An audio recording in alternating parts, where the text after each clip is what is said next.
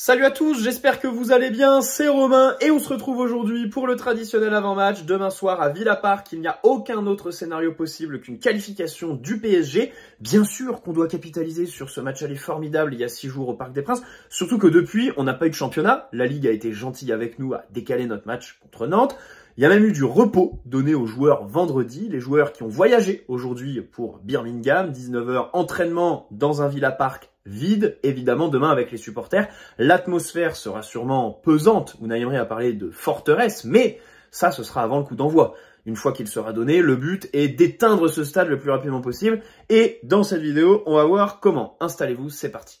Avant que la vidéo commence, petit placement de produit pour le site Faux2Faux qui vous propose des maillots non officiels, non authentiques, mais d'excellente qualité, que ce soit au niveau des flocages, leur résistance, si vous les lavez pas trop chaud bien sûr, les qualités des coutures, des broderies sur les logos, une grande diversité dans l'offre, notre PSG bien sûr avec le maillot de Jordan et ses fameuses ailes, symbole de notre parcours de Ligue des Champions cette saison, d'autres clubs, des maillots vintage, les sélections nationales, la Formule 1, la NBA, n'hésitez pas à aller checker le lien dans la description, tout comme les informations sur le code promo et les promotions en cours sur la boutique plus généralement. Très souvent, vous en trouvez et c'est très intéressant. Vous ajoutez dans la barre commentaire au moment du paiement le maillot qui vous est offert en fonction du montant donc que vous dépensez sur le site avec des délais de livraison compris entre 2-3 semaines grand maximum. Voilà, n'hésitez pas à aller checker tout ça et bien sûr,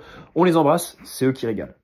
Alors, demain soir, les Parisiens se déplacent en Angleterre pour la 3e fois de la saison. Après l'Emirates Anfield, c'est Villa Park qui nous attend. Peut-être retour à l'Emirates en cas de qualification pour nous en demi-finale et pour Arsenal, parce que sur ces quarts de finale, évidemment, les parieurs iront beaucoup plus sur la remontée du Real Madrid dans leur confrontation avec les Gunners, plutôt qu'Aston Villa, contre qui on a vu un énorme gap sur le match aller au Parc des Princes, même si demain la physionomie devrait être différente. Ils sont à domicile et surtout, il y a quelque chose qui a changé pas mal, je pense, dans l'esprit de Unai Emery, le 3e but de Nuno Mendes. À 2-1, un but à remonter, le plan ne change pas beaucoup, je pense. Mais là, 2 buts, ils allongeront plus, le bloc sera sûrement plus haut, et pour nous, plus d'espace à exploiter, ce qui devrait aussi conditionner certains choix de Luis Enrique dans son 11. On va décortiquer tout ça dans cette vidéo. Revenons juste d'abord sur une espèce d'anecdote, commençons avec de la légèreté, à savoir l'opération de d'Aston Villa sur les réseaux sociaux ce week-end qui me rappelle celle du PSG Real de 2018. Ensemble, on va le faire, qui était d'ailleurs avec Unai Emery à ce moment. Aston Villa qui ont mis un message sur Twitter hier. Oui, believe, essayez de mobiliser un peu les troupes. Et dans les commentaires, allez voir, c'est exceptionnel. Énormément de supporters disent « Ouais, vous avez fait pareil contre l'Olympiakos l'année dernière et au final, c'est pas passé. Arrêtez ça, arrêtez ça. » Ça me fait vraiment penser aux supporters du PSG dès qu'on s'amuse à faire ce genre de truc, comme on l'avait un peu fait l'année dernière en demi contre Dortmund, avant le match retour. Bref. Et bien sûr, voilà, le Unai Emery 2018. Bon, revenons à nos moutons, à savoir cette équipe, ce groupe du PSG qui est complet. 22 joueurs convoqués, un seul des jeunes, Ibrahim Mbaye. Tous les autres sont là, sont en forme. On rappelle que Marquinhos, le seul absent du match aller, l'était pour suspension. Voilà. Lee Kang-in, peut-être, pourrait prétendre à entrer, après donc sa blessure survenue lors de la trêve internationale. Il faut noter quand même que 14 avril, avoir un groupe dans cet état-là, c'est assez exceptionnel. Le staff médical travaille très bien, la répartition des temps de jeu est vraiment parfaite, et donc tout ça... Alors après, c'est bien aidé par l'âge moyen de cet effectif. Évidemment, c'est beaucoup plus facile de gérer les corps de gamins, en fait, parce que, Désiré Doué, typiquement, 19 ans. Voilà, c'est très jeune, ça laisse des perspectives dans la progression athlétique absolument énorme. Et d'ailleurs, il y a eu un article sorti cette semaine sur son travail foncier. À ce qui paraît, c'est vraiment une bête au-delà de la technique. C'est vraiment un athlète, en fait, hors pair, qui travaille beaucoup, qui fait des séances de 15-15 notamment, qui ont choqué le staff de l'équipe de France. Donc ça fait évidemment plaisir. Bref. Revenons un peu sur ce match aller, comment trouver de la confiance pour le match retour. Disons que c'est assez facile, dans le sens où je trouve qu'à l'aller, dès qu'on a accéléré, en fait, j'avais peur de la capacité d'Aston Villa à résister, à subir, parce qu'ils l'ont montré en Première Ligue cette saison. capables de défendre pendant 1 heure sans prendre de but, ou alors ils prennent qu'un but et après, ils vont aller chercher une vieille égalisation à la fin du match. Au final, dès qu'on a accéléré, à 2 moments très précis pour moi, après l'ouverture du score, donc en première mi-temps, évidemment, hein, les joueurs qui se mobilisent, mais ça c'est un peu classique du PSG de Luis Enrique. Le début de match est plutôt ronronnant, tu as une maîtrise totale et tu es dans ton idée de contrôle, tu sors pas des consignes justement de l'entraîneur, et ce but te réveille un peu. Voilà, les joueurs vont un peu faire parler leur personnalité. Désiré Doué pour mercredi dernier, et aussi au retour des vestiaires. Hein, ce premier quart d'heure de la deuxième mi-temps, c'est vrai qu'à froid, à partir de l'heure de jeu, ça m'a un peu saoulé qu'on arrête un peu de jouer, peut-être que les changements aussi ont cassé un peu le rythme, mais sur le premier quart d'heure, c'est tellement intense, on les tourne dans tous les sens, et c'est logique, en fait, à un moment donné, de commencer à accuser le coup et à repartir voilà, sur une logique de contrôle avec un peu moins d'énergie dépensée, surtout pour les postes offensifs, quand on voit les efforts défensifs de Kvaratskhelia et Désiré Doué. Donc ça met en confiance parce que demain, sur nos temps forts, on sait qu'on capitalise très rapidement, qu'on est ultra réaliste. Ça me fait aussi penser qu'on doit pas changer quoi que ce soit par rapport au match aller, à commencer par le contre-pressing, qui demain doit être le même, à savoir ultra étouffant. Mais ça, c'est exceptionnel parce que depuis le retour de la trêve, c'est vrai qu'on était moins bon là-dedans. Et au final, au parc, voilà, tout le monde sort le bleu de chauffe. Hakimi, Kvaratskhelia, les 2 relayeurs, João Neves, Fabian Ruiz, c'est exceptionnel. On les étouffe complètement. Et ça, au-delà des récupérations hautes qui sont incalculables, vraiment, c'est exceptionnel, il y a l'aspect mental. Voilà. Et ça, c'est expliqué dans un article qui est sorti cette semaine. Je me souviens plus parce qu'il y a eu beaucoup d'articles. Hein. Et dans cette vidéo, on va parler un peu de la presse parce que il y a eu beaucoup de choses qui ont été dites dans les médias. Et donc, on va revenir sur tout ça. Donc, bref, c'est vrai que le fait que João Neves et Fabian Ruiz, typiquement, s'effacent un petit peu sur les phases de construction, se concentrent sur des appels à vide, sur l'occupation de l'espace, et que dès que le ballon est perdu, bah en fait, ils jaillissent dans les pieds, mais d'une manière absolument exceptionnelle, avec l'agressivité et même la technique défensive qu'il faut. Ça, c'est vraiment très fort. Et ça me fait penser que demain, le milieu ne changera pas. Enfin, ce serait vraiment très surprenant. Comme on l'a dit en intro, évidemment, il faut éteindre le Villa Park le plus rapidement possible, pas se défiler. Et défensivement, pas faire d'erreur. Alors, c'est difficile à dire parce que au match aller, on a donné un but. Voilà, c'est fou quand même. Nous, marquer des buts, très difficile. Alors, c'est vrai que sur le retour contre Liverpool, il y a un petit cafouillage dans la surface qui nous aide bien entre Alisson et Konaté. Mais sur l'aller la semaine dernière, voilà, ce sont des buts très difficiles à mettre. Et nous, les buts qu'on encaisse, c'est des buts casquettes. Des buts faciles. Ça, c'est insupportable. Mais c'est comme ça. Alors, pas faire d'erreur défensivement, malgré donc cette perte de balle de Nuno et cette action qui, plus globalement, est pas très bonne hein, pour tous ces protagonistes. J'ai été rassuré défensivement sur le match aller.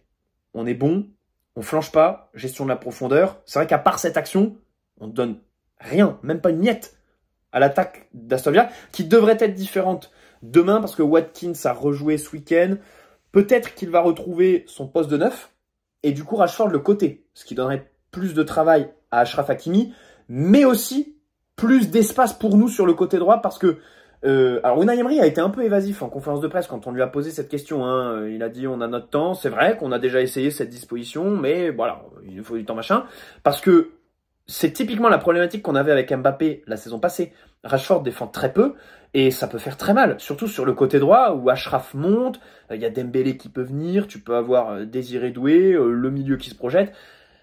C'est vrai que là-dessus, peut-être qu'Unai Emery fera un choix frileux. Enfin, au moment de la compo, en fait, on aura déjà une petite idée de l'état d'esprit d'Unai Emery. Alors, il n'y a pas que la compo, hein, il y a aussi...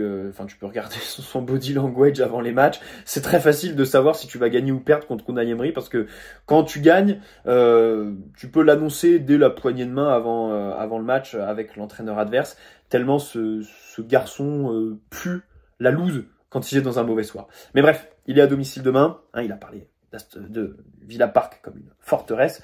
Donc, on verra bien. Bon, la compo. Revenons sur les uns et les autres. Déjà, Donnarumma, pas grand-chose à dire. On attend un bon match. On a déjà tout dit sur le match aller, faire des arrêts, machin. Hakimi, qui doit confirmer son super match à l'aller. Je vous parlais tout à l'heure d'un PSG qui, sur ses 3 derniers matchs, était plutôt moins bon. Et au final, en Ligue des Champions, voilà, tu ressors le costard. Lui, typiquement, il illustre parfaitement ça. Voilà. Il est un peu moins bien, moins trouvé offensivement, moins juste. Défensivement, un peu des erreurs, notamment à la relance. Bam, mercredi, tout ça est gommé. Et il fait un super match. Demain, on l'attend bien sûr là-dessus. J'attends aussi la défense centrale. Peut-être même plus que les latéraux. Parce que défensivement, Hakimi fait un bon match à l'aller. Nuno, on va y revenir, il y a l'erreur, mais le reste du match est bon. En défense centrale, donc déjà on va avoir le retour de Marquinhos. C'est évidemment une bonne nouvelle. Surtout qu'il y a un vrai enjeu. Aston Villa, ils doivent remonter le score. Et ils vont jouer sur leur qualité. À savoir les centres, canarder, mais même jouer long sur les relances, parce que c'est une qualité pour eux et un de nos défauts, gérer les longs ballons. On se souvient du but qu'on prend contre Dunkerque, avec Marquinhos qui se fait aspirer complet par une remise du numéro 9, c'est niveau école. Et évidemment les corners. Donc 2 enjeux pour Marquinhos, 3. Le premier, là où j'ai le plus confiance, la gestion de la profondeur. Le second, donc, les longs ballons. Essayer d'être impérial dans les duels aériens. Et troisième, du coup, sur les corners aussi, gérer, les duels. Et si on veut être encore plus subtil, pas concéder des corners idiots. Ça, c'est pas que pour lui, c'est pour toute l'équipe. Parce que, on se souvient, le corner marqué par Mats Hummels par la suite contre Dortmund, concédé bêtement par Marquinhos, juste avant. Pas faire ça. Pas faire ça demain. Parce qu'évidemment, Aston Villa, ils vont jouer là-dessus. Dans cette dimension-là, Pacho va être très important. Cette saison, Liverpool, le match aller, c'est vraiment des matchs, surtout le match contre Liverpool, c'est une vraie référence, quoi. C'est ce qu'on appelle une référence européenne. Vraiment, c'est exceptionnel. Et donc, demain, on l'attend vraiment là-dessus parce qu'il a toutes les qualités et c'est notre meilleur joueur pour défendre dans sa surface quand on a les ballons comme ça un peu fuyants. Donc, on l'attend vraiment. Sur le côté gauche, Nuno, bien sûr. Alors, s'il pouvait faire le même match qu'à l'aller sans l'erreur, ce serait super parce que Liverpool aller, Aston Villa aller, ce sont les 2 mêmes matchs. À savoir, bon sur l'ensemble, mais une erreur qui vient pas tout gâcher. Sur le match de Liverpool, si, parce que c'est vraiment l'erreur qui te coûte le match. Heureusement, derrière, t'as la qualification. Là, mercredi, il se rattrape quand même en seconde en marquant un but merveilleux. Et surtout, sur son but, c'est pas tant la perte de balle qui m'énerve, parce qu'elle est loin du but. C'est plutôt le fait qu'il mette du temps à revenir. Voilà. Et bon, il y a aussi, à sa décharge, d'autres joueurs qui font un peu n'importe quoi sur l'action. Bref, ce serait bien demain d'avoir un bon match, parce que mercredi, au Parc, il est très bon sur le reste du match, même défensivement. C'est vraiment très solide, Nuno. Il n'y a pas grand-chose qui passe. Au milieu de terrain, évidemment, Vitinha, Ruiz, João Neves. Vitinha numéro 6. Parlons quand même du métronome, du patron, celui qui s'exprime le plus de la manière la plus complète, à savoir tout aussi important dans les phases offensives que défensives. Et je pense qu'on peut affirmer aujourd'hui que c'est le titulaire le plus indiscutable en fait dans son rôle. Il y a personne qui peut le remplacer. S'il sort du 11, ça modifie énormément de choses. Je pense que c'est le mec sur lequel Luis Enrique compte le plus, quoi. C'est le joueur le moins sortable du 11. Voilà. Parce que quand tu perds le ballon, il est là, science du placement, pour jaillir, pour couper les trajectoires. Avec ballon, tu fais carrément le choix de dire à tes relayeurs de s'effacer. Neves, Ruiz, pour que ce soit vraiment Vitinha, le métronome, le chef d'orchestre. Et puis offensivement, bien sûr, la capacité à jouer dans les espaces comprimés, tirer de loin aussi. Ça, contre les blocs bas, c'est très important. On l'a vu au match aller en deuxième mi-temps, donc c'était vraiment bien. Devant lui, Fabien Ruiz. J'aimerais revenir sur le papier de l'équipe qui a été sorti sur lui, qui revient sur son parcours et tout ça. C'est assez intéressant parce que on va pouvoir faire un lien avec la passe D qu'il fait à Kvaratskhelia au match aller. Dans l'équipe, il est indiqué que quand il avait 14 ans, en fait, il faisait 1m60. Et donc, c'était un joueur technique avec une grosse fréquence d'appui, tu vois, les petits joueurs. Et au final, en 6 mois, il prend 30 cm. Et aujourd'hui, du coup, il fait 1,89. C'est marrant parce que, pour parler de moi, je suis complètement égocentrique, mais j'ai eu la même chose. En 4e, j'ai été petit. Et en 3e, je suis monté rapidement au 1,90 que je fais aujourd'hui. Et donc, Voilà, Fabien Ruiz a eu ça. Et c'est vrai que je me reconnais dans cet article parce que du coup, il y a un déficit de mobilité. Enfin, les articulations, machin, il est raide, quoi. Il est vraiment raide. Il est pas du tout souple. Voilà. C'est un problème sur certains gestes. Hein. Et en fait, sa passe D sur Kvaratskhelia, c'est l'inverse. Ça rajoute. J'y ai pensé parce que quand j'ai lu ça, je me suis dit, mais sur sa passe D, Kvaratskhelia, en une touche avec un ballon qui est pas très bien donné, qui est un peu derrière lui, et le fait qu'il réussisse à faire ce geste-là, alors que c'est vrai que d'habitude il est pas souple, il est super grand, bah en fait ça rajoute de la beauté au geste. Même si c'est vrai qu'on peut aussi se questionner sur le caractère décisif ou non, parce que derrière Kvaratskhelia remonte quand même quelques dizaines de mètres et fait l'essentiel de l'action un peu tout seul. Voilà, bon, c'est marrant, c'était une petite anecdote. Ce papier de l'équipe sur Fabian, c'était globalement le plus intéressant de ceux qui sont sortis cette semaine, parce que l'autre sur Barcola, croyez-moi qu'on va y revenir. Croyez-moi qu'on va y revenir. Bref, João Neves, évidemment demain titulaire, absolument incroyable dans les efforts collectifs. Moi, ce que j'aime, c'est qu'il est hargneux, agressif, malgré son petit gabarit. Il va y aller, il va récupérer les ballons, machin, le jeu aérien, vous connaissez. Et surtout, les fautes tactiques. Ça, c'est vrai que c'est quelque chose qui nous manquait énormément sur les autres PSG des autres années. Et là, on est agressif. On réussit à jouer avec les limites de l'arbitre, quoi.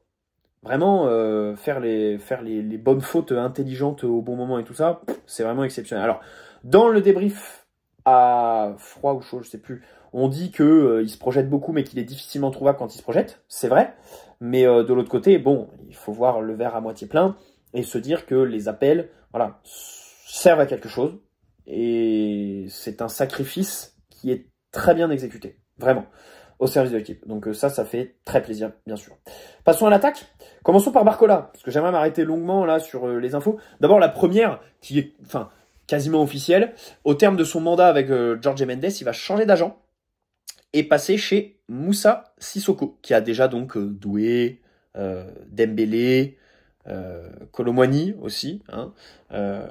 Donc c'est vrai que sur ce secteur offensif, on a une prise d'influence de Jorge Mendes et du coup une prise d'influence de Sissoko et une perte du coup d'influence de Jorge Mendes. C'est ce que je note. Hein. Donc il perd Barcola. En plus de voir ces derniers temps Warren plus titulaire. Alors après il a Vitinha et João Neves au milieu hein, sur les postes de Warren. Gonzalo Ramos, pour qui la question d'un départ va vraiment se poser cet été et je pense qu'il sera content d'avoir Jorge Mendes comme agent quand il va lui trouver un point de chute. Alors, évidemment c'est pas fait, je parle au futur comme si c'était vraiment en cours, mais pas du tout, mais je pense que la question va vraiment se poser. Sissoko, on se dit que déjà il prend de l'influence, hein, clairement. Quand on tenait les discours, oui c'est le Jorge Mendes Saint-Germain et tout ça, aujourd'hui ce serait même plus légitime de dire ça de Sissoko aujourd'hui que de Jorge Mendes à l'époque. Parce que là, vraiment, c'est énorme, hein, l'empire de Sissoko au PSG. Alors, du coup, ça veut dire qu'on est en bon terme avec lui, évidemment. Et que pour négocier une prolongation avec Barcola, parce que c'est ça dont il est question, ça va nous aider. C'est vrai. Moi, personnellement, je pense ça. Personnellement, je pense ça, surtout que si Barcola voulait partir, il n'aurait pas dégagé Jorge Mendes, pardonne-moi. C'est le meilleur agent, globalement, pour te retrouver un point de chute, te trouver des clubs prestigieux, voilà, avec surtout, c'est aussi important pour les joueurs, des contrats juteux, voilà. Alors que Moussa Sissoko, bon, on l'a vu sur Kolo Muani, on a vu plein de clubs s'intéresser selon les médias, et au final, on se retrouve avec un vieux prêt à la Juve, voilà, sans option d'achat, machin, et au final, aujourd'hui, un Kolo Muani dont on n'est pas sûr qu'ils vont prolonger, visiblement là, s'ils veulent le garder l'année prochaine, c'est dans le cadre d'un nouveau prêt, même pas l'acheter. Donc bon, et en plus, Igor Tudor aurait pour consigne de sa direction de pas faire jouer Kolo Muani, mais plutôt Vlahovic, pour valoriser Vlahovic afin de le vendre. Voilà. Et du coup, Kolo Muani faire un peu des côtés pour essayer de renégocier un prêt cet été. Technique quand même très machiavélique. Donc c'est vrai que pour partir, perso, j'aurais gardé Jorge Mendes plutôt que passer chez Moussa Sissoko. Je vois ça dans un sens vers une prolongation, parce que l'équipe nous dit que, contrat jusqu'en 2028, salaire à 550 000 bruts par mois, donc 11e du club, et il aimerait une revalorisation. Il a douté à un moment de la saison avec l'arrivée de Kvaratskhelia, machin, ça c'est vraiment pipeau. Du côté, mais surtout ce qui est dit, c'est qu'en fait, Barcola ne veut pas discuter avant la fin de saison, ok, il veut pas se positionner avant juillet. Mais le PSG aussi, en fait. C'est ça que les gens ont omis de relayer sur les réseaux, c'est qu'il est dit que, en fait, la méthode Campos, c'est tu n'as pas de prolongation avant 2 saisons complètes au club au moins.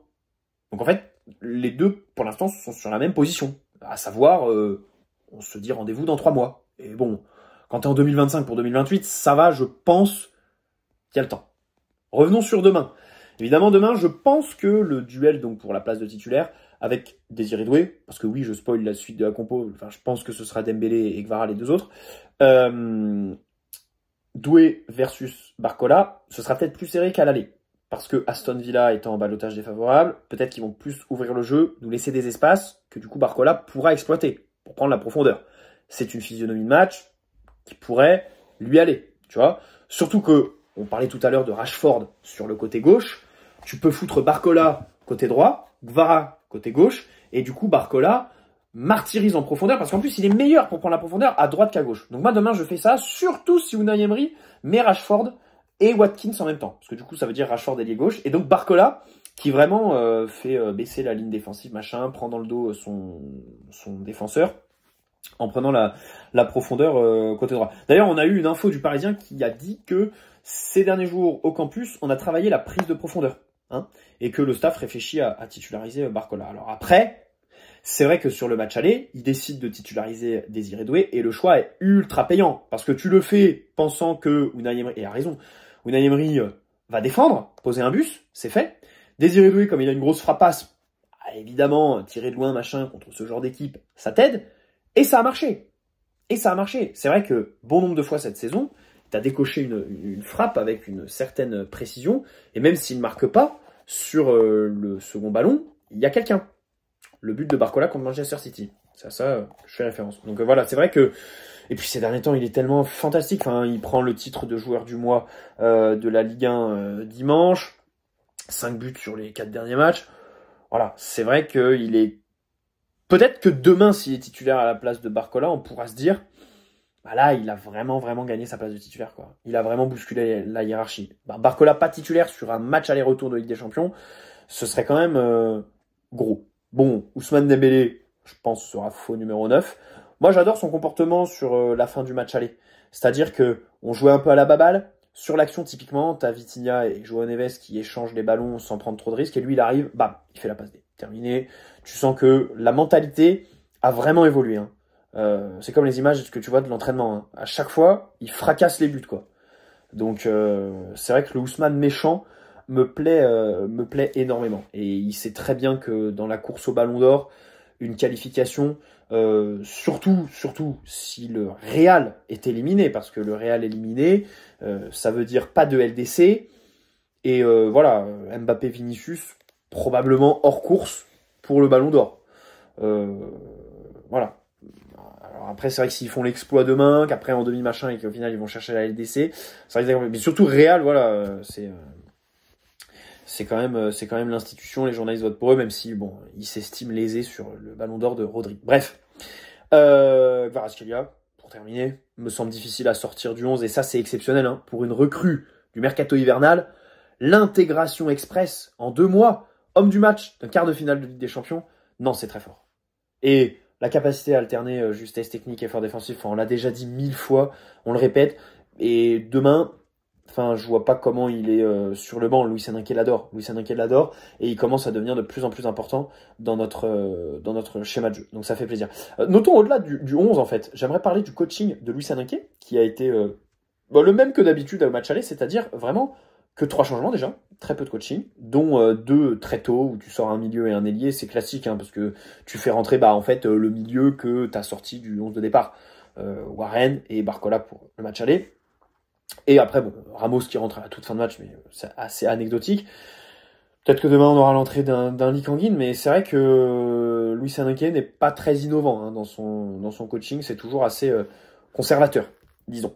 Côté Aston Villa, on a gagné 3-0 ce week-end contre Southampton qui était déjà relégué en Championship, mais on ouvre le score après la 70e. Donc c'est vrai qu'ils ont galéré la plupart du temps. Et ils avaient une équipe romaine. Ils ont fait tourner. Peut-être qu'Onana sera titulaire, hein, parce qu'il a fait une bonne entrée au parc. Il a joué quasiment 90 minutes, mais il sort en toute fin de match, enfin, ce week-end contre Southampton. Après, sur son entrée au parc, c'est vrai qu'il faut faire une différence entre un joueur qui entre et qui du coup est frais face à une équipe qui a 1 heure de jeu dans les pattes. Donc c'est vrai qu'il a fait un peu de dégâts, il nous a fait un peu mal et on s'est dit ouais mais pourquoi il a pas mis titulaire? Mais s'il le met titulaire demain, il y a fort à parier que voilà, il fera pas ça sur 90 minutes. Répéter les efforts comme ça machin, c'est pas possible. Donc je sais pas, peut-être. Ah bon alors Asensio lui par contre c'est à oublier hein, parce qu'il a loupé 2 pénaux ce week-end. Heureusement il y en a un où un coéquipier suit bien, bah, c'est sur le but du 3-0. Bon, je pense qu'il est un peu hors des débats, Asensio. Et on a encore un arbitre novice. Hein. Autant la semaine dernière, alors on avait l'italien un peu bizarre, et au final, ça s'est plutôt pas mal passé. Surtout qu'en plus, il est beaucoup joué. Là, on a un espagnol, José María Sánchez Martínez, du coup, qui a de l'expérience en Espagne, avec des matchs qui sont souvent tendus, hein, voilà, les Barça, Real, évidemment. Mais en Ligue des Champions, premier quart de finale à arbitrer, quoi. Jusque-là, il avait plutôt des matchs à élimination directe en Europa League. Donc bon, c'est bizarre. Enfin, l'UEFA adore expérimenter avec nous. On espère qu'il sera de notre côté demain. Mais du coup, on n'a aucune référence avec lui. Il nous a jamais arbitré, nous comme Aston Villa. Voilà, j'espère que cette vidéo vous aura plu. N'hésitez pas à poser un like, vous abonner si ce n'est pas déjà fait. Et on se retrouve demain pour le débrief à 23 h. Et puis ensuite, on fera sûrement les petites vidéos à froid fin de semaine et peut-être une vidéo mercato là parce que ça a un peu parlé aussi dans les médias de certains petits craquitos qui nous intéresseraient, notamment un qui m'a fait très plaisir. Allez, ciao les amis, prenez soin de vous.